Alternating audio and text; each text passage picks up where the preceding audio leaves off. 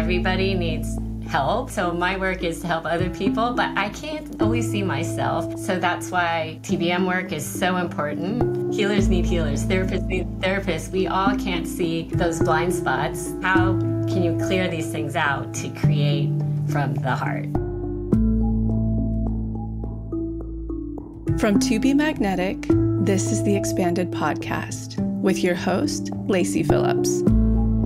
And your host, Jessica Gill.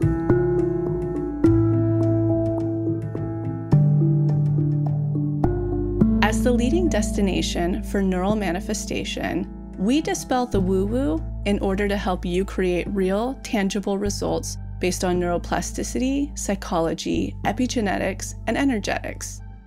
Our goal is to normalize the practice of manifestation and empower you to get into the driver's seat of your life in order to manifest the experiences, relationships, and things that most align with your authenticity. And by pressing play, the process begins.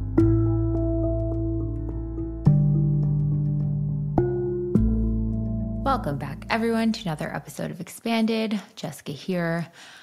So I have been talking with a lot of the community, and obviously you guys know everything that's been going on here in LA. And I know a lot of you are going through some upheaval right now, whether they're manifestation tests or things that are just happening that are out of your control. I wanted to just share some of the resources that I'm utilizing and recommending to community members as they're navigating any turbulence that may be popping up. I feel like there's a lot of uncertainty in the air. There's a lot of fear. And my number one recommendation is to take that sacred pause, take that moment and reset your nervous system. It is so key before you can get into the problem solving or the action planning or listening even to your pings that may be coming through of like how you need to navigate right now is that test protocol, the pause, the reset, the reframe, and then the review of why it's coming up and how to navigate it. If you haven't listened to our test episode last week, definitely check it out. We walk through that protocol. And in week 5 of the challenge, we have our entire test protocol, how to navigate any challenging things coming up, DIs to work on in specific sectors that you might be in.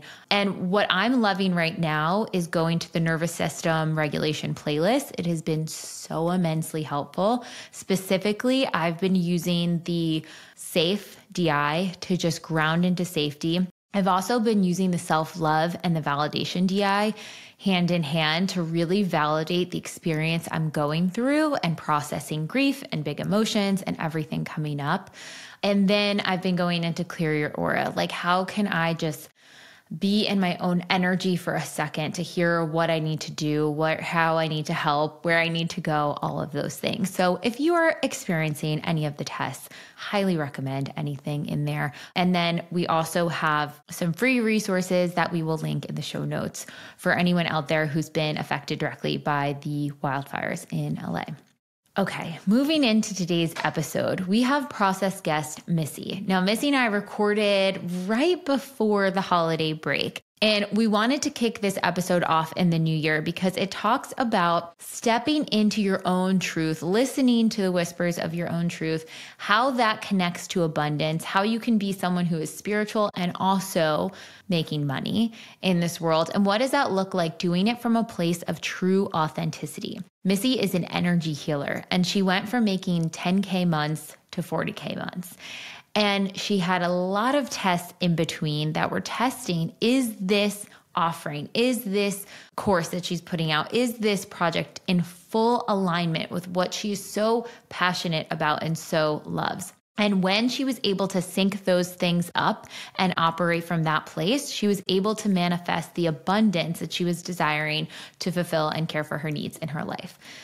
It is a really empowering episode. And I think it's also really potent to be able, Lacey talked about this actually in a recent our live call from the challenge, but how when people are going out to manifest money, one of the biggest places it blocks us is our rejection to money.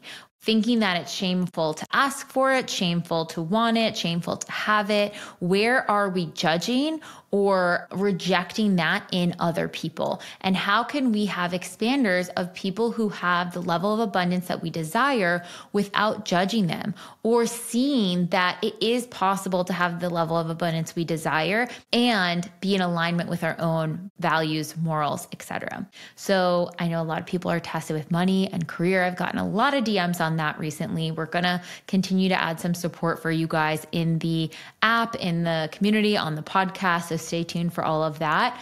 But I think this one's going to be super, super expansive.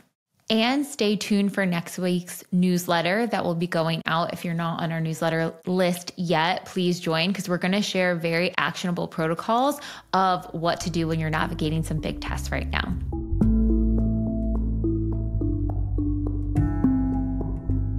And now a word from our partners. Are you craving the benefits of an infrared sauna but don't have the space or don't want to pay the hefty price of a large sauna in your home? Look no further. I highly recommend Bon Charge's infrared sauna blanket. This blanket has been game changer. I had it in my old apartment and I brought it to my new house, and I truly cannot live without it. I am someone that really, really sees the impact of sweating in an infrared sauna regularly. It can improve your cardiovascular health, help with pain relief, improve your sleep, boost your immune function, help with your skin health and your skin tone, wrinkles. It can stimulate collagen, detoxification, stress reduction, improved mood, increased circulation, and boosted metabolism. I truly see the benefits specifically in my skin and my muscles and my joints. If I'm working out really heavy, or if my joints feel really tense and tight and I do the infrared sauna regularly, it starts to feel so much better and more easeful, and I recover faster, specifically from my workouts, from, muscle growth, all of those things, and also detoxification. My skin just glows. I feel better. I feel like my metabolism is boosted because I'm able to digest quicker. It has been so, so helpful and key. And I can really notice the difference on the weeks that I do not use the sauna blanket. Sometimes I can get lazy and not go in there, and I notice, oh man, I'm really missing out on that important tool.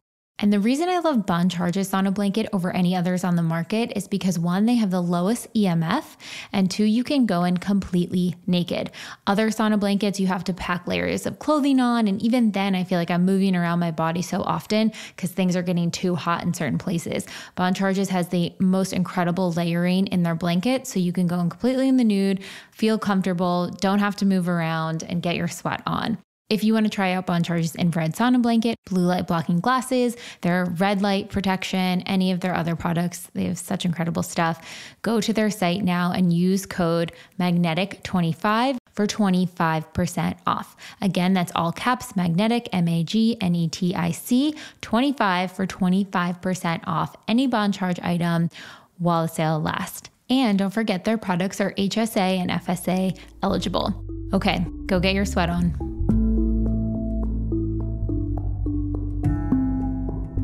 All right, on to the episode. I am so excited to be sitting here with Missy, our process guest today, who has manifested some pretty crazy things. And it's interesting how in your submission initially, you had mentioned doing the challenge. You've been doing TBM for a while, but how the end of your challenge last year really helped speed things along. But so much of your transformation rooted back to understanding who you authentically are, what you authentically need. So welcome, Missy. I'm excited to chat today. Oh my gosh, I'm so excited to be here. Thank you for having me. I just love this community. So what is your sun, moon, and rising in astrology? So I'm a Capricorn sun, a Virgo moon, and a Cancer rising. So how do you see I know what Capricorn sun and Cancer rising feels like, but what does it feel like for you? Yeah, I think this has been my journey because I have that very practical, grounded side of myself that was actually also reinforced with my upbringing. And then I have a very emotional, intuitive side, and that's been the journey. How do I put those two together? Because there's a lot of shadow around being too emotional or There's that part of me that sees spirits. I see spirit guides. I see energy. I read energy blocks in the body. But that's also, quote, non-practical or strange that I really hid a lot of that part of myself. So I feel like those signs all kind of show up together that way. Yeah, it's kind of like that perfect blend. The childhood programming or societal programming is like go, go, go. It's reinforced that the archetype of the goat, next level, next level. Like I see how this could be fixed or upgraded or, continuing on. And then balancing with that Cancer energy of just like, what is the flow? What is the presence? How do you bring the two? Because you don't really want to get rid of either one. It's like the balance of the two.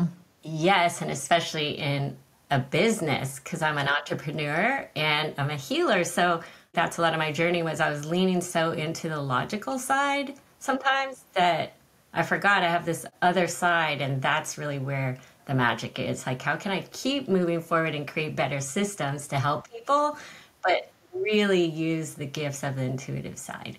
So good. I bet a lot of people in the community resonate. We have a lot of entrepreneurs and even people who are just launching their side business or side hustle or just feel that call to their intuitive spiritual side more. And they're like, I don't understand how this factors into making money. And how do I market my spiritual side? Like this, how do I blend all of this together? What is your childhood background and upbringing? And how do you think that informed who you are today? What aspect of growing up do you think really gave you some of your lessons into who you are today? So I'm Chinese American and I'm fifth generation born in the United States. So my ancestors came in the 1870s. I grew up actually in an all-white neighborhood, basically. So my whole life, I felt like I've been hiding. And that's like the big work that I have to do, I know, in this lifetime. But it started really young, because when I was young, I could see spirits. I could see my grandma after she passed away. I saw spirits like in the mirrors. So I used to be really scared of that. And when I saw my grandma after she passed away, my mom and my aunties, I told them. And I saw the looks on their faces and they were like, oh my God, like they were scared. And so I internalized when I was 3, okay, that's bad or wrong. Like, don't do that. That was the beginning of hiding. And then growing up Chinese in an all-white neighborhood, I felt like there were parts of me that I had to hide, sort of to fit in. And then it continued because I went into television production. I was in camera for years, and that's all males there, male camera crews, especially when I started. So it was like the only female, definitely the only person, female of color. So I wore all black and I tried to be more sort of masculine and I hid a lot of parts of myself. Even when I was pregnant, I was like not telling people and stuff. Wow. Yeah. So I hid all that. And I just feel like a lot of my life has been hiding. So to come out as a healer, change my career, all of that I needed a lot of help. I needed to uncover a lot. What do you think was that big shifting point that allowed you to say, I don't want to hide anymore. I want to lean into these gifts. I'm not going to be scared of them anymore. Because I think even if you can go back and say, no, that was a real experience for me as a kid, or I still see that, or that energy is still there around me, or I connect with that, to then actually make the life shift, I think is really scary for people. So what did you do to actually, was there a moment? Was there a no longer going past this? Well, I think it was all a process, but definitely I had a moment that was like the kick you out of the nest kind of moment. Mm-hmm. So I was bored, I think, in my career. So I went back to my meditation practice. And this was before, a year before I found TBM, but I used to meditate before I had kids and I'd forget it. It went out the window. So I went back into my meditation practice and I had heard someone say, if you ask the universe a question, it has to answer. So I was like, okay, I'm going to ask, show me who I am. And so I asked that question twice a day for 4 months. One day I literally heard a voice right in this ear and it said, you are a healer. And I was like, oh God, because that was not actually what I thought I would hear. But it's that inside, like I could feel in my body that it was real, even though my mind wasn't catching up with it. So I had to do a lot of work on myself to get to the point where I could actually, I didn't even know what an energy healer was, by the way. I didn't grow up with any of that. So I heard a podcast with a healer who was very, quote, normal. I don't know. She was a mom, just like me. And so one door after another kept opening, and I was gifted her course. She said to gift it for me for free as long as I paid it forward. And literally from that point on, all the doors started opening. But also, I had to be courageous and look at, okay, where am I getting blocked? Like, where am I not owning this? And that's when I found TBM. So that was so great. And then I started working through. I was getting trained as a healer, so I could see my own blocks, and then I would take those blocks, take them into a DI, do that work, and that started moving things forward. Well, I want to go back to what was the thing that you wanted to hear from what your purpose was? God, that is such a great question. You know what? I don't know what I wanted to hear, but I didn't really want to hear that because that's too woo-woo. I perceived there would be judgment there because when I was little, I felt judged for it. So there was fear and there was judgment. That is the most wacky thing you could tell me. Like, that can't be true, even though I could feel it was true. So I don't know what I actually thought, but I know it wasn't that. I think that's so important for people to hear. When our mind kind of wants something or is drawn to something or has an idea about something, it's so hard to bypass the physical body telling us the truth. And I love how you said when you heard that, you didn't want to hear it, but your body recognized it as, no, that is the truth. We're going to have to go on this journey. Like that's what we're being called to do. Because I think the mind comes into play and starts thinking, well, no, I can't do that because this. And, it starts kind of contemplating back and forth what it should be. And it's like, if you can identify that as the programming or societal norms or the voices of your parents or whatever, and say, okay, but what is my body's reaction to hearing this? I think that's so powerful. Also, I think that when I tune into myself, when it's my intuition, it's speaks very quietly, very calmly, and for me it speaks in very short sentences or just a couple words. And when it's fear or conditioning, it's loud, it's insistent, it's anxiety ridden, it's always has a time pressure or an element of time, whereas intuition is out of time. You just feel it like in your heart, like, okay, that's a thing. I so resonate with that. I also feel like when it's conditioning, it loops more. Yeah. Kind of hitting you again and again and again in sort of a fear, anxiety, like you said, written way. Whereas when it's the ping, it's like, I'm here and you can choose to take this truth in right now or not, but I'm here. And if you want to know more, I'm still here. Yes, exactly. I agree. Okay, so when you started TBM, where were you at in your practice, in your business? You've manifested some crazy things in your business. How did TBM help evolve that or take that to the next level? So I started TBM during COVID, which was great because one of my processes is listening to DIs. Actually, I think I started with the podcast first. So I would listen to the podcast while I was walking, just like keep walking around. And at that same time, I was starting my teacher training and all my energy healing training. So it was like perfect to do my trainings while I was working, on myself and on my beliefs. And TBM also helps me in my own work, staying grounded, being able to help people find their beliefs because the way you teach about patterning and stuff makes so much sense because it matches what I actually see in people, like, oh, that thing's connected to that. And that's like, I can see it connected and it's like so cool. So the work and the way you explain it is also the way that I can visually see it. What were you really trying to call in? So at the beginning, I was trying to call in, I was leaving my job. So I was leaving my career in TV and I was scared to make that jump because I would lose my health insurance. I wouldn't make enough money. My kids were in college. It was like a lot of bills. And so I was asking for 10K months in the beginning.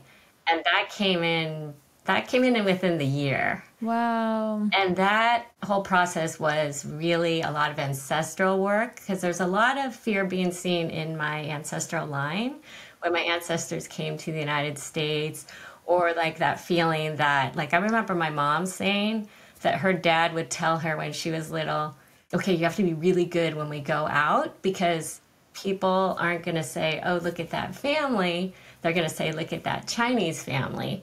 Those kids are behaving or not behaving. So there's a lot of like being perfect or being seen a certain way that I needed to get through so that I could embrace my kind of strange gifts. Well, and it's like, how can you feel free to fully express, be fully human that isn't perfect in societal norms if you're like, oh, well, there's this very clear box that I have to only operate out of? Yes. And that's actually how I got to the next level, was exactly looking at that. So I feel like the way I manifested was in one level to work on fear of being seen, got me to 10K months, but then I'm still working on the next level that got me to my next manifestation in 2023. And now just new stuff has come up like last week. I hope we'll get to the next level. Yes. I love how you explain it in that way too. And I'm curious what you worked on to get to that next level in your career too. Because when we look at that first major layer, like if you're brand new to TBM and you're like, okay, I've never looked at my blocks or limiting beliefs before, and you start going and you start peeling that away, whatever is the most pressing thing, whatever is the thing that you're getting tested on in all aspects of your life, that is like the level you are supposed to focus on, work on at that moment, because it directly correlates with what you want to manifest. It's almost like your manifestation is, it's like, I think of dog training with our puppy. Like, we have the really good food. We're like, come get the treat, but you have to do, you got to go through the training first. You got to sit, you got to stay, give us paw, whatever it is. And it's almost like the manifestation is like implanted in us to be like, okay, you want that? Great. You're going to have to work on this healing in order to get there. Exactly. And I think that's so right, because and you guys always say, like, whatever is being presented to you right now is the thing to work on. And that is exactly how everything's worked. I would just wait for that thing to happen. And then I have an accountability buddy, and we're always like, oh my God, that thing happened. Oh, it stinks. But okay, yay. We're going to do it. So how did you move through the aspects of being seen? How did you process that fear? Were there any specific DIs you leaned on a lot? When you were in the DIs, were there any prompts or any exercises you did that felt really helpful or nourishing? Yeah, so the very first part was literally fear being seen. Like, it's not safe to be me was the very first thing that came up. And that was that one when I was 3, where I could see my grandma after she passed, but that part of me was not safe. So I just shut that part off. So not safe to be me came up when I started being a healer and have to tell people that. And so I used unblocked DI a lot. Like, I really found a ton of blocks in there. Some were ancestral, some were my own, and a lot of programming. And then I used inner child a lot. I went through that whole workshop. So there's a lot of inner child that came up, a lot of journaling. And then for me, a big tool for me was I go into the bath and I do a DI. And then also I process with my accountability buddy and Voxer. So there's like a ton of these messages. Like, we laugh. I go, okay, well, guess where I am? She's like, yeah, you're in the bathtub. You're about to do a DI. And I do the DI, come out. And then I go, oh my God, okay, guess what I found? And then we just process that way. So that's been a huge tool for me. Oh, I love that. I think voice note processing is like so key. There's something also so powerful about doing the voice note over a phone call, because a phone call, that there's going to be ebb and flow. You're holding space for the other person. The voice note, it's like, how can I dump everything in my brain audibly out and then rehear it back? And then you're like, oh, I get it now. Like, that makes sense. That clicks. And then they can respond when they have space. It's a little bit more gentle of a social interaction. Yes. And anybody in this community, I would say the very first thing is get an accountability buddy, because we've been together for 2 years and we talk almost every day. And then, so we know each other's patterns. so we can call each other out on, or do you remember that time this happened? Oh yeah, okay, da da da. So good. I was going to go back to the fear aspect of the fear of being safe to be seen. So when you said you were 3 and you felt like you disconnected from that part of you that was like, it's not safe to see these things. Did you feel like you disconnected from your gifts at that time? It sounds like you still had your gifts present. You were still aware of them.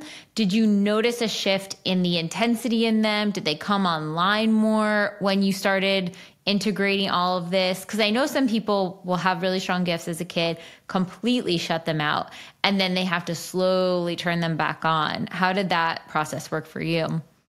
I would say once I decided, so I had the intention, this is something that I can do and that I love and that helps people. Like I felt super lit up by my passion of using my gifts as a healer.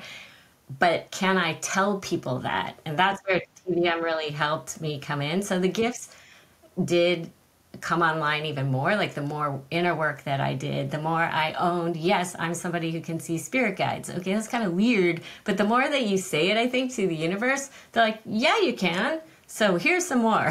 Yeah.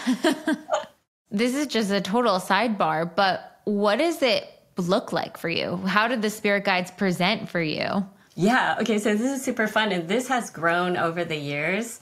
So when I'm in a session with someone, so if I'm looking at you, Jessica, so I can see you right now, so I'll call in the session, any guides or ancestors or anybody on your spirit team, because there's a lot of different types, will show up. So for me, I see spirit animals, spirit guides, ancestors, or I might see like a little 5-year-old girl come in, and I'll be like, oh, that's Jessica's 5-year-old self.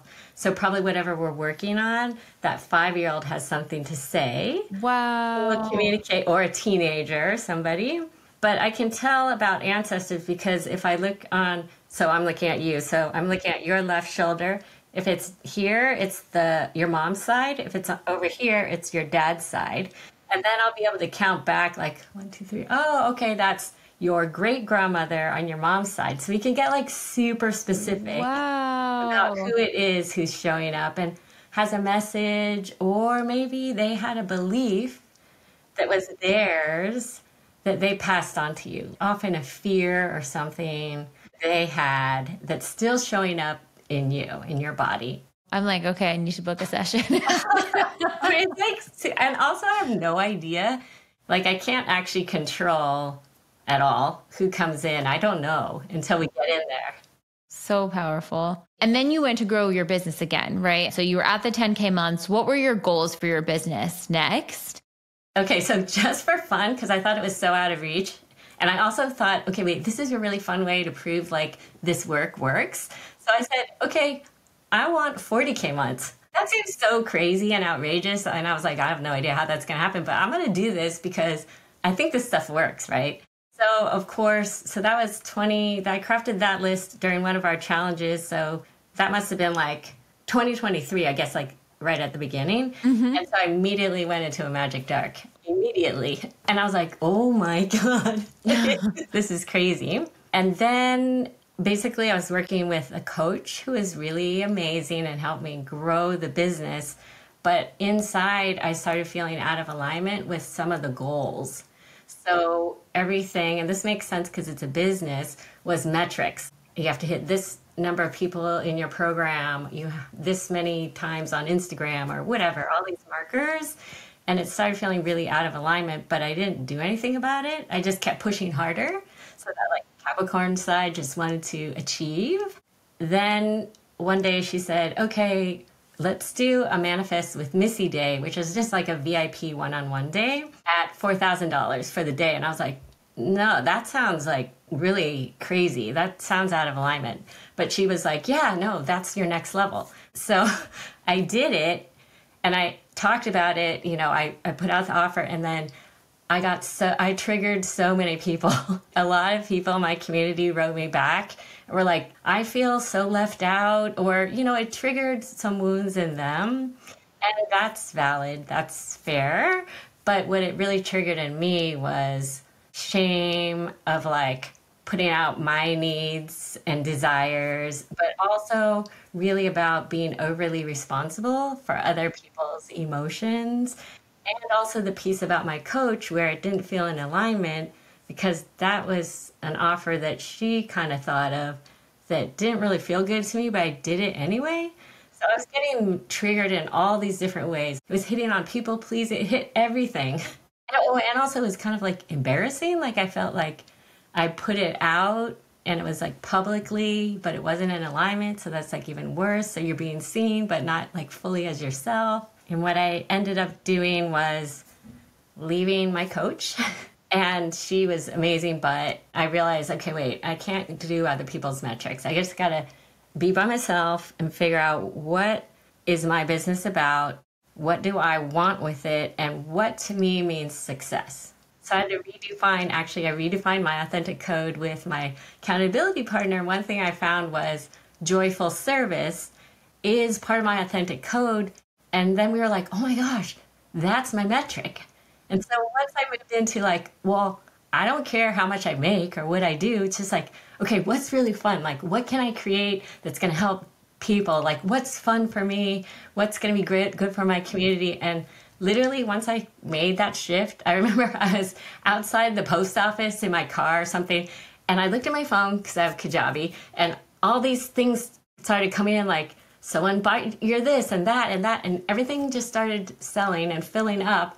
And I was like, this is crazy, Trisha. This like I was telling her, oh my God. And everything just started coming in because I shifted to my metrics, not somebody else's.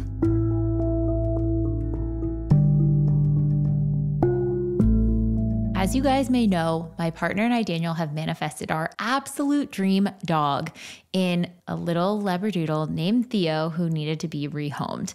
And ever since getting him, we have been on the hunt for the highest quality dog food out there. So many dog foods are filled with synthetic, artificial ingredients that aren't actually real raw foods and aren't supporting their health long term. And we've tested so many brands on the market. Some of them Theo likes and aren't as clean. Some of them he gets sick of after a time. And some of them are just an absolute mess to prepare for him. And then our friend introduced us to Sundays. Sundays dog food is not only one of the cleanest dog foods on the market because it's 100% human grade ingredients, 90% meat, 10% superfoods, including things like pumpkin, which is so good for their digestion, but it has 0 synthetic or artificial ingredients. And it is the only food that Theo has been consistently obsessed with. Finishes his bowl every single time he eats it.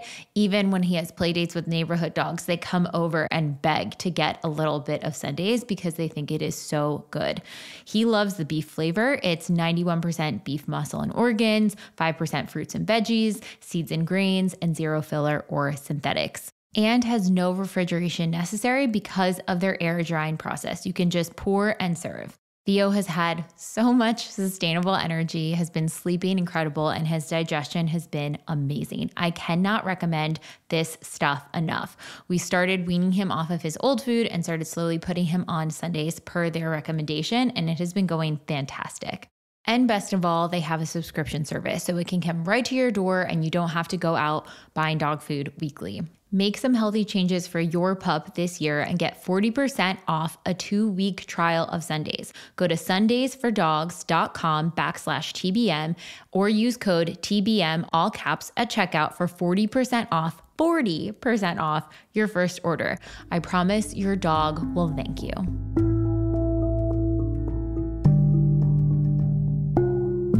There was another limiting belief you wrote on your submission around this dynamic of like your needs aren't your own. What was it again? I felt like my life force energy wasn't my own, which traced back to a very specific childhood memory. So basically, life force energy to me is anything that's your passion, anything, your emotions, everything that comes through you that makes you you, that you bring out into the world.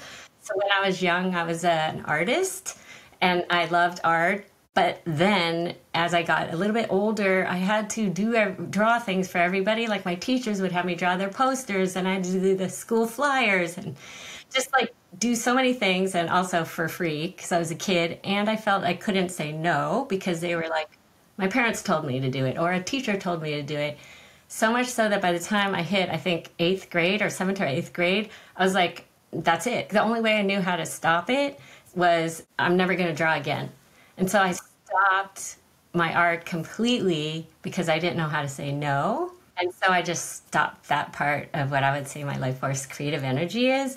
And then I started feeling the same way with healing, because that's my life force energy. But I felt like I didn't have a say over it, and I wasn't in control of it, and I was sort of giving it randomly away. It wasn't in alignment. I didn't have control over it. Okay, so both of those two themes seem to come up with this major test. So you were like, okay, universe, give me 40K months. Let's play around here. Like, let's dance. What does this look like to expand this even further? How could I impact more people and get to 40K months? And as you're working with this coach, which could be in alignment for some people, but because of your particular blocks of your life force energy isn't your own, of course, that's what you believe, if that's a belief system that's in place, of course, you're going to look at whatever this coach says is, well, this isn't my own. I must not know what I'm doing here. So I have to just blindly kind of believe and trust whatever they're giving me, whatever they're sending me. I should, quote unquote, do this program. But it's interesting. And that's why it's so important to understand like your unique programming in order for you to pass your tests, to unblock that dynamic, to take your power back. You would have to say, actually, thanks for the advice, but this feels like a no for me. And I can trust that I can have control again of my life force energy, of how I'm going to charge for my work and what I'm going to do in the world and how I'm going to share it and what price points and metrics I'm going to judge that past. So, okay, let's say you didn't pass the test because you put the course out, but it was valuable information because it really let you see, wow, that felt like a no. And I did it anyways. And it didn't have a good reaction to other people because they could probably pick up on the fact that I didn't want to offer it at that rate. They knew that I didn't feel like this felt in alignment, and thus they were impacted by it. Okay, that felt awful. I don't want to feel that again. But instead of taking that experience and saying, well, I should just go in a hole and not share anymore, or maybe I should just give everything away for free, or, like there's other ways you could have continued to people please. You probably processed your feelings on it. And then you were like, all right, what is the truth now? Well, actually, the truth is I don't want to judge my business by this metrics. It doesn't feel right. Sorry, business coach. I'm going to have to put up boundaries and say no longer, passing the test, and reinforcing to yourself that your life force energy is your own. And when you connected with that authentic code piece of that joyful service, and that was the only guiding point, it wasn't like you put 40K months on and you were like, how do I get to the 40? It was like shifting your energy of how you related to service and how you related to your gifts. The rest can figure itself out. Yes. And also the interesting thing, like when we look at money, I think that money loves two energetics. It's confidence and authenticity. Yeah. And so those two pieces attract money. And those are the two pieces that I also needed to work on the most. Being authentic and being confident or safe to be authentic. Yes. So to me, also, like my guides were like, well, it's not really about 40K months. It's not really about that. It's just a marker that we use to show you, oh yeah, you're going in the right direction, or it's just a marker that you can measure easily. But it isn't about the money. It's about how can you clear these things out to create from the heart. So true. I also feel like we're moving in a time, in an era, I don't know if you feel into this at all, but where that is going to become more prominent. Like maybe we've had systems in the past where people have created money or wealth out of inauthenticity or out of greed or out of just trying to make a quick buck, or it wasn't from their true soul purpose. It wasn't from service. And my hope and what it kind of looks like from the astrology, from human design, what I'm reading is that we're moving into an era where it's really going to ask you, is this in alignment? Because if it's not, we're not going to keep this portal open as we used to before. Yeah, absolutely. I also see that. It's about also we're forgetting our power to create, which is power to manifest. So manifesting creation, like it's the same thing. So we're forgetting that we are the most powerful creator. But you're right, when it's living our purpose, which to me is literally how Jessica can you be? How Missy can I be? And that, it's not like a one-to-one, but the more, well, authentic we are, right? Obviously. The more all those things happen, right? We can create when we're authentic. It almost feels like it opens up a channel.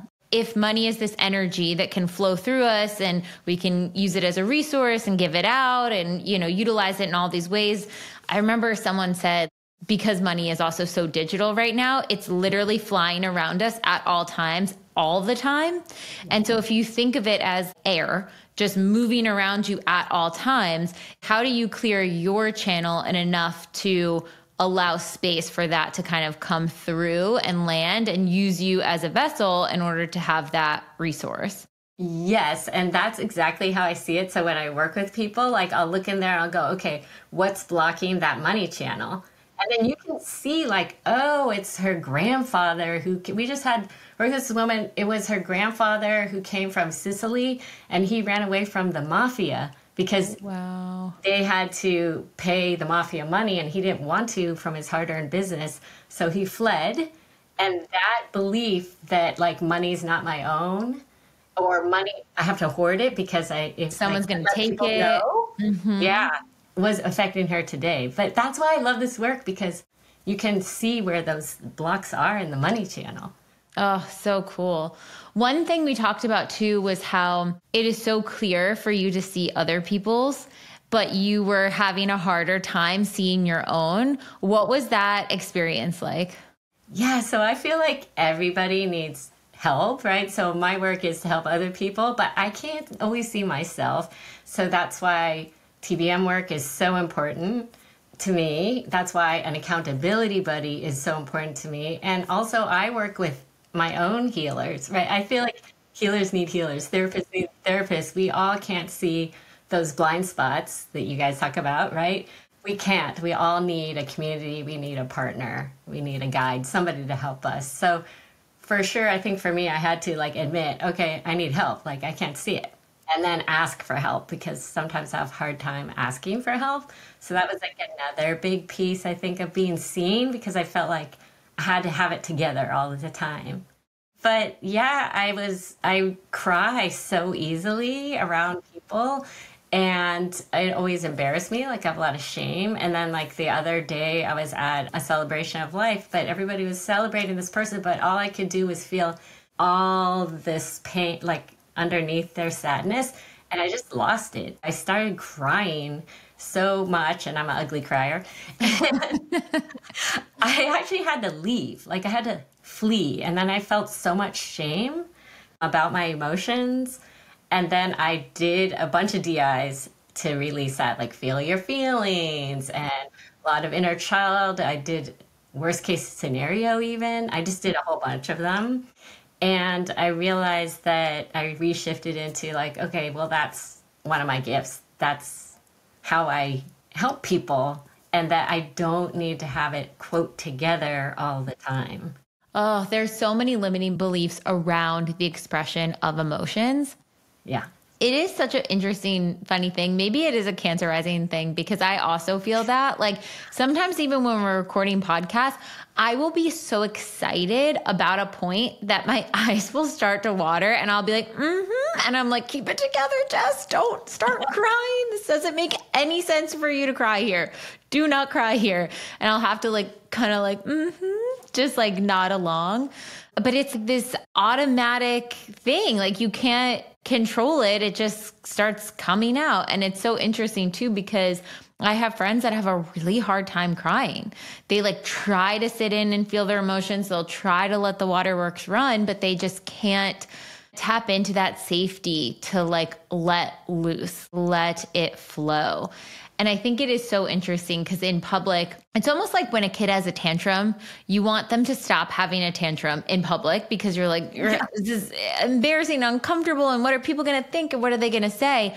But actually the way out of the tantrum is to let them complete the cycle of the tantrum and then they'll be fine.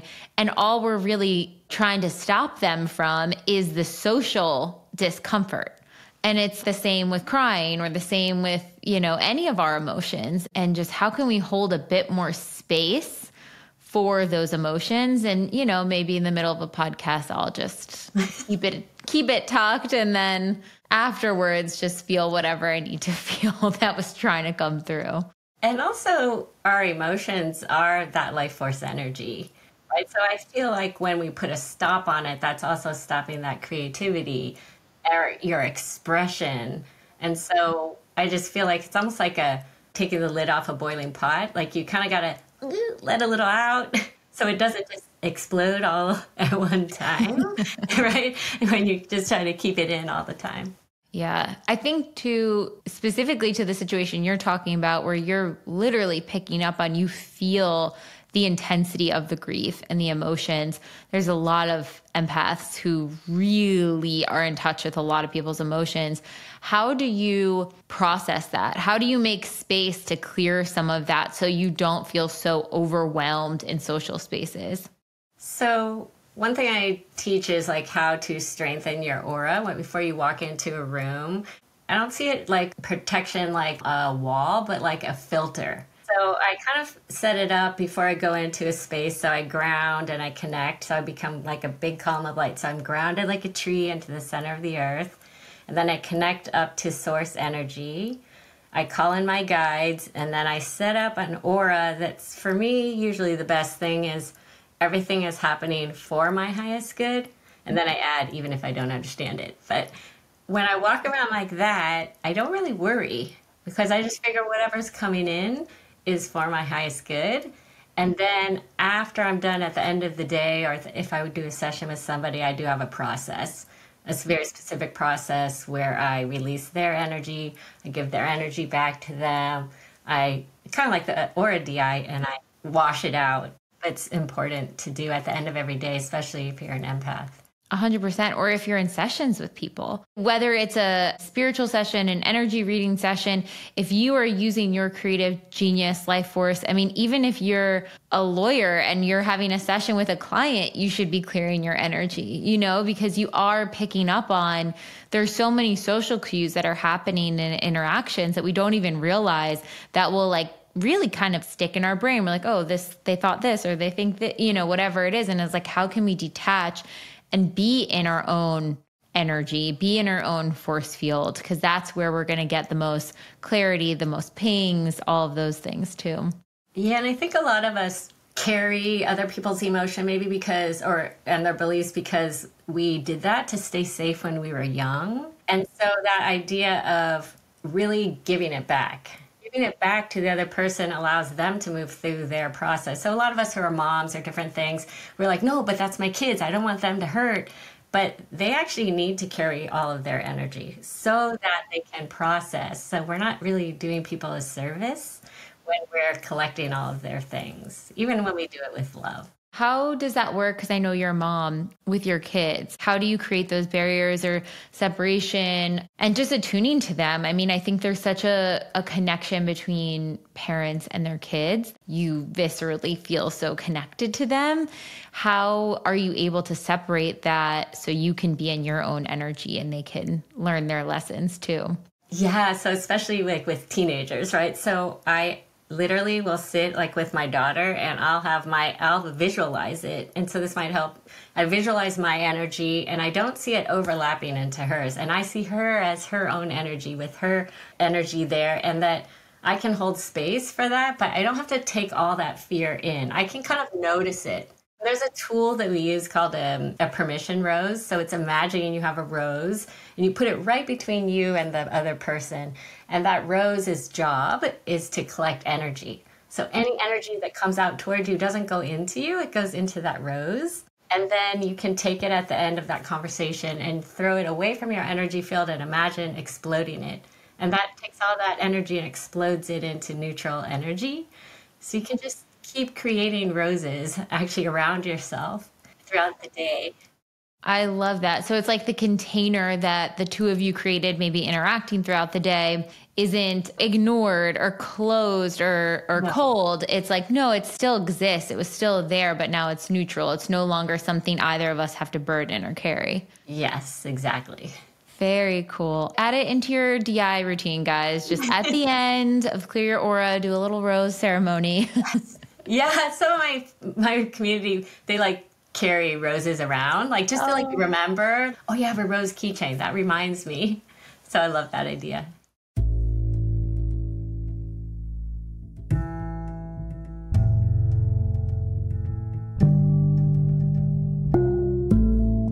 By now, you're starting to get the feel for TBM. Maybe you've heard about our workshops and you're interested in manifestation, but you just don't have the time or energy to sit down and do self-help work. We totally get it. In fact, that's why we created the Daily Practice, which is our massive library of self-hypnosis tracks that you can do anytime without having to jump into a workshop. We call these tracks our Deep Imaginings, or DIs. DIs are different than normal meditations because we designed them using a combination of self-hypnosis techniques, deep theta waves, EMDR-informed tools, and somatic experiencing. A fully loaded formula that is scientifically proven to help you clear your blocks and triggers on a subconscious level, giving you the power to actually create new neural pathways in your brain. So if your boss pisses you off, use our Trigger DI. If you want to feel magnetic before a party or an important meeting, use the Magnetic Self DI. If you're feeling anxious or down on yourself or you need help making a decision, we've got a DI for all of these scenarios and more. You can get full access to the Daily Practice inside the Pathway membership, where you'll also get unlimited access to every workshop, tool, and offering from TBM. The tools in the Pathway membership will support you year-round, whether you're in the worst, a rock bottom, or second worst, a rut, or feeling good and you want to keep the magnetism going. In the Pathway, you'll effectively learn how to become your own manifestation coach, all for less than $1 a day. So even if you're not ready to start a workshop, join the Pathway and start rewriting your neural pathways now to create magnetism. Work through your triggers and get closer to your authentic magnetic self in order to manifest. And we have our authenticity challenge going on right now, where you can ground into your true authentic self, your soul's essence, your soul's desires, and truly manifest the life you desire from that place. You can check the link in show notes or go to our website, tobemagnetic.com, to access and learn more.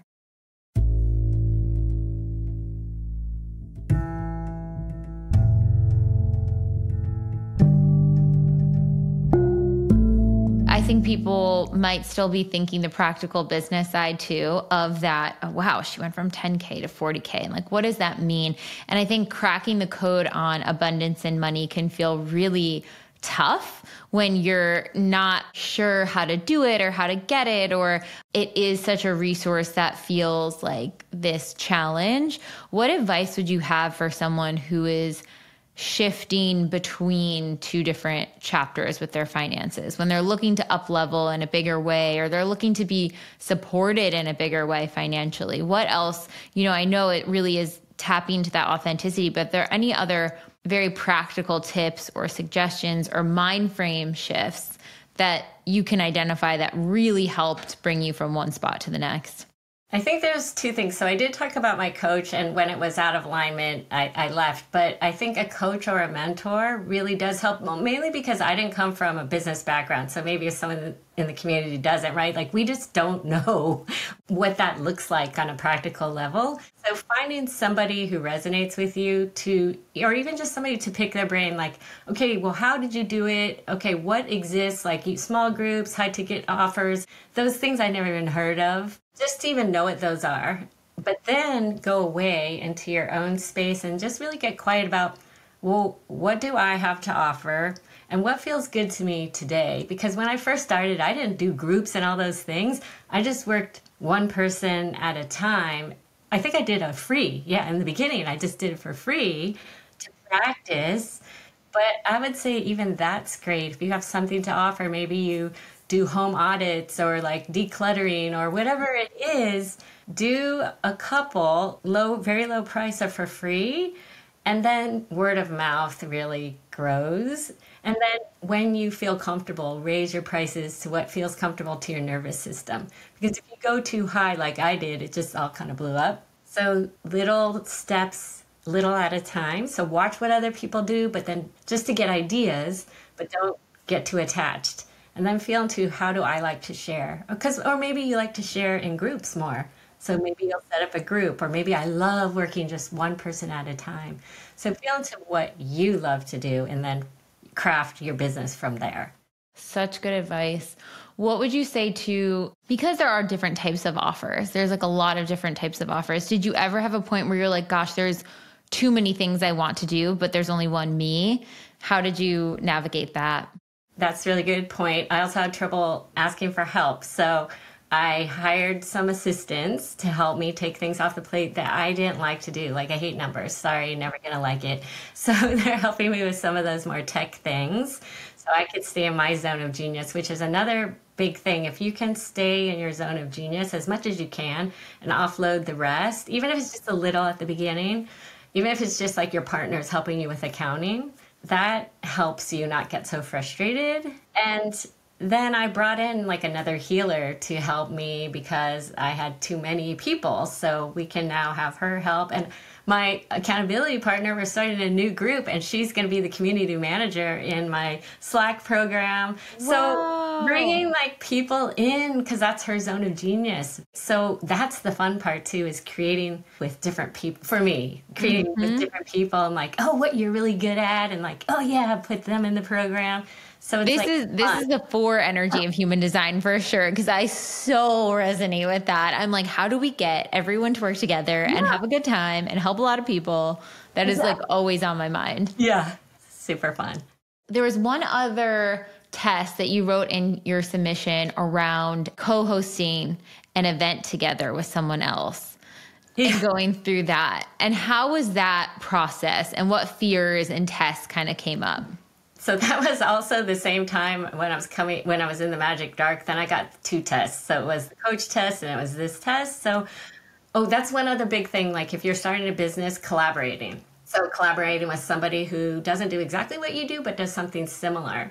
I was collaborating with somebody who was like an amazing psychic and medium. She's like amazing, bigger than me too, which also is good, right? Because I was like, oh, that's good. Expansive. Yeah, this is good. But once we started doing the program, I sort of just didn't feel we were completely in alignment. Not that there's anything bad or wrong about her, just we have different styles. And the other thing is, I knew. When she asked me to collaborate, I knew it was a no, but I overrode it. Because you were like, she's so amazing. She's got a big following. Who am I to say no to her? Like, yep. Yep. So I said yes. I did the program. We did like a test, and it did go well, but it just didn't feel right to me. And so she said, okay, let's make it into the bigger program now that we've tested it. And honestly, it was I hemmed and I hawed, and I couldn't say no to her. And I just said, okay, I just need a break for a minute. I'm going on vacation. I'll get back to you after. Even though I know it was a no, I couldn't do it. And so I had to do some DIs. I had to work on myself, clear some blocks. Is there any specifics in there? Because I think a lot of people can resonate with feeling like, I know I need to say no. I know this is a no, but what do I do to actually get myself to do it? So I did process with my accountability buddy, but also it's hitting on people pleasing. I really had a thing with authority. So she knows better than me, so I should go along with it. And then also I didn't want to say no and let someone down, which is a big other thing that I had to go through. So I had to do a lot of unblocking around that. But then also I really thought into it. It's like, could I stand it? Could I actually do it for like a year or whatever? And I was like, no, I can't, because that's just going to take up so much space that I don't have time and energy and space for what I really want to do. So I really looked at it like, no, that's just taking up too much space. I really can't. I have to say no. Do you think in the unblocking of these things, you were able to, because I'm like, okay, what is that one exercise or something that can like help break that belief? And I think the unblock DI, yes, the worst case scenario also might be good.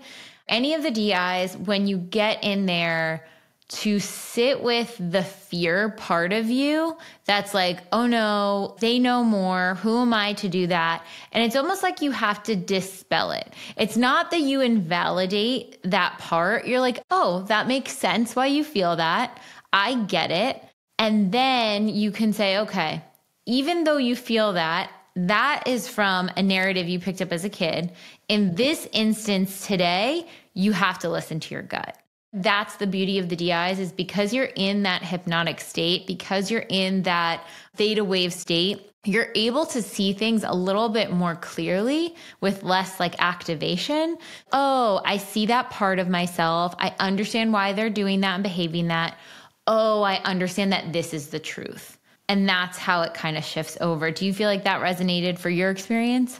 Yes, and I think that when we go in and talk to the inner child and the DIs, like making space to do that, because I could see clearly who it was. Like I saw her, how old she was, why she believed she had to say yes, really to be loved. I have to be people pleasing all the time to be safe, to be loved. Once I talked to her, I kind of told her, oh, you know what? We're not that age anymore. So you can show her, oh, you know what? I'm a grown up now, and look at all the things we've done with our lives, and it's okay. Like, I'm not going to leave you behind. I'm going to bring you along. So I feel like a lot of these younger parts of ourselves, they're just not updated. Like, they don't know what present time is. Such a good call out there. I think that's exactly what it is. It feels so simple. Like, so I just have to tell my inner child I'm an adult. But like, yes, sometimes that's really what it is. Like, you're deep in that theta state. You're deep in the subconscious. You're connecting with them on such a different level. And you're like, hey, we're here now. Do you trust me now? And then it's almost like there's a window where all of your self-expansion comes in. Wait, I already got to 10K months. I already got to this. I already did this. Why am I putting this person on a pedestal? Or why am I putting my needs to the side here? Like, this is silly. I know I can handle this. And that's what gives you that power, that remembrance of your internal power. Yes, definitely. I'm also thinking of another belief that's helped me that might help people pleasers is when I say no, I give someone else a chance to say yes. Because I have this feeling like, well, I have to say yes. I have to just put up with it, but no, because when I say no, that opened up a whole nother amazing person for her to work with that's more in alignment, that will help more people. And then it opened up my space where I found an amazing person that I collaborate of doing amazing things, like we're doing so many things together, and we're together because our energy is similar, able to help that many more people. That really, I think, is the abundance mindset. It's knowing that if you say no to this, it doesn't mean that you're closing the door on an opportunity and the money's not going to come, or the connection's not going to come, or the growth potential isn't going to come. It's knowing that I have to really listen to my authentic self. I have to really listen to my truth. And if this is my truth, then my abundance is somewhere else. Saying this will actually block my abundance. And I need to go in the alignment of what is calling to my soul in that moment. And the more you do that, the more I think income portals open, the more people you impact positively, like the more you just get that like reassurance of like, okay, there was a different timeline. There was a different route you could take that would be more easeful, more in alignment. You just have to be able to fortify that no. And just that idea, because a lot of us have guilt when we're people pleasers, but the idea that it's not just best for me, but like for everybody else. Like, and when I go into that, I'm like, yeah, how do I know that's not the best for everybody else? Like, am I thinking I only know this is the way it has to be and that's going to be best? I don't know that. But I know when I open it up and do what feels joyful to me, that opens other doors for other people. And that feels like really good to me. One of the other pieces with people pleasing I know I've dealt with is when you can sense or feel someone's disappointment, it's this little window where you might backslide, where you're like, ooh, maybe like now that I see how sad you are, disappointed, like maybe I could do it. And it's like, just see that as a continuation of the test to fortify your truth. And it's okay for someone else to be disappointed. And like you're saying, maybe they needed to go through that disappointment in order to come up with a whole new creative idea that's going to be the best for their timeline. Absolutely. That's the best reframe. Yeah, because we don't know. But it is feeling that, especially when you're empathic, that is like feeling other people's expectations, what they want you to do. Being able to read that is like, okay, I can read it. But just because you can read it doesn't mean you have to own it. You could say, oh, I see you, that's information, but I don't need to carry it here, give it back. And I literally am like giving stuff back all the time in my mind, but we can do that. So good. How did it feel when some of your big manifestations came through? What was the sensation? Did you feel like, okay, yeah, that makes sense. That came through because I'm here. Did you have a moment of like, wow, I need to adjust to this new level? Okay, well, one of the craziest things happened, the 40K month thing. I don't usually do this, but I put a date on it because I just thought, because I was playing with it, I was like, okay, universe, let's do this. Really? Okay, I'm not even kidding, Jessica. It happened on that day. Like, it happened on that day. I was like, this is insane. So I said to my husband, I was like, okay, we can't just like do nothing. We're going to celebrate. So, we went out to dinner and we just had a nice night. But I was like, I have to remember this. You have to clock it. Yeah. Like not just like let it slide. But then I think there is amount of integration that happens when we up level, because honestly, more other beliefs or more, more things keep coming up. For me, it's that same Achilles heel. I think that's what Lacey calls it. That same fear of being seen thing keeps spiraling. So honestly, it'll just go to the next thing, but to take the moment to integrate and to really calm the nervous system. Because I see it as you have your aura. You can't see it, but say it's here. When we grow and we up level, it gets bigger. So this distance between where your aura used to be and where it is now is a lot of times it feels like fear, but it's just uncomfortableness. Maybe it's uncomfortable, not fear, just because we've never been that big before.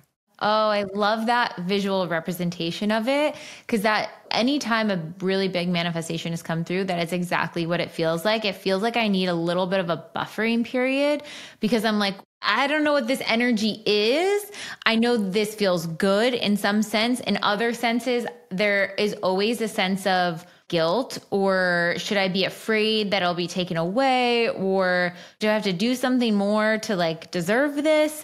What should I kind of sit with? And usually it runs its course. If you don't entertain the thoughts, I'm like, okay, all my fear parts are just kind of coming up. I can like sit with them. I can process with them. I know they're not true. And they don't feel like super true. It feels like a kid who's kind of like, I don't know how I feel about flying on airplanes. I've never flew on one before. It's like that I've never done this before kind of fear. Yeah, so it's that reframe of fear, because a lot of us go, oh my God, this doesn't feel good. Oh, and we go into fear. But what if we could shift it into, I'm just uncomfortable? Because just like when we go into a new place or a new country or something, we're kind of like, ooh, okay, I got to get used to it. But then you get used to it. So same idea. I think also over this next year and couple years, there's going to be a lot of changes. There's going to be a lot of uncertainty. And so the more we can clock uncertainty, not as something to go back to our fears, our limiting beliefs and be like, well, I feel like this, so it must mean, these limiting beliefs, or I feel like this, so it must mean I have to like shrink and hide and protect myself, or go back to all of our survival instincts. Okay, this is just new and uncomfortable. Am I physically safe in this moment? And grounding back into that, I think is going to be so important over this next season. Yeah, because change is happening fast. But that's why I love TBM, because to manifest, to create, we're being called to create a new world. So the more we can practice, even in small things like my jeans or concert tickets or whatever we're creating, and we want to be able to create that new world. Oh, so good. Are there any other tips or insights that you think you would have wanted to know when you first started TBM that would have been helpful to make your journey more easeful?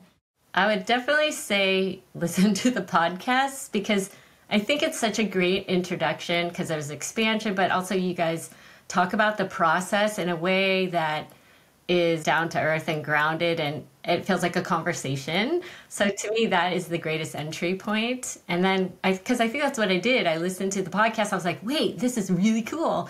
And then I bought the membership.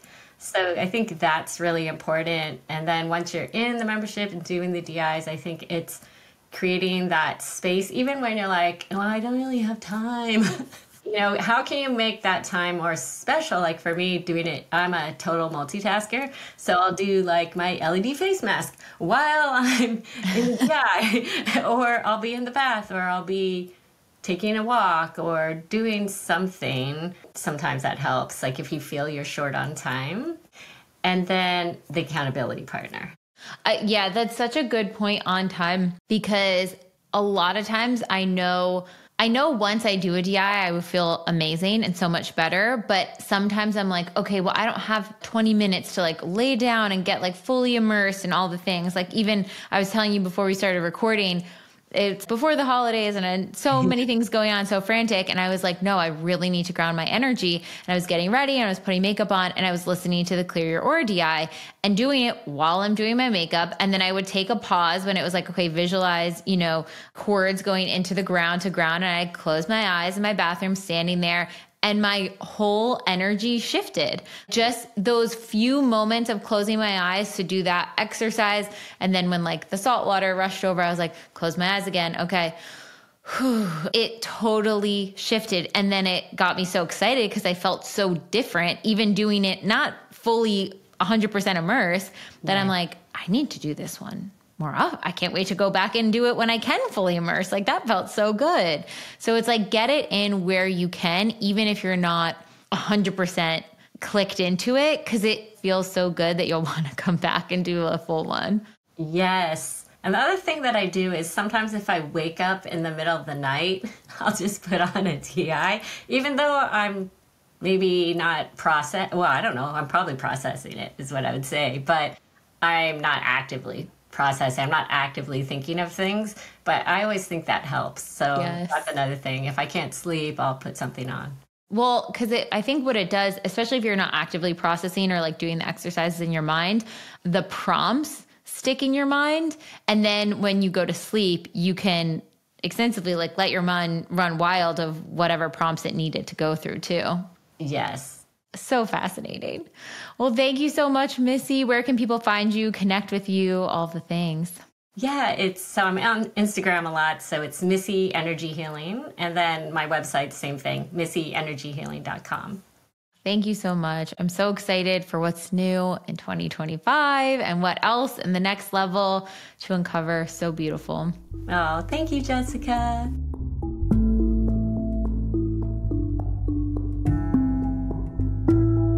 I hope you all enjoyed that episode as much as we did. And if you're starting to get a feel for this to be magnetic manifestation process, but aren't completely sold yet, let me point you to some of our free offerings.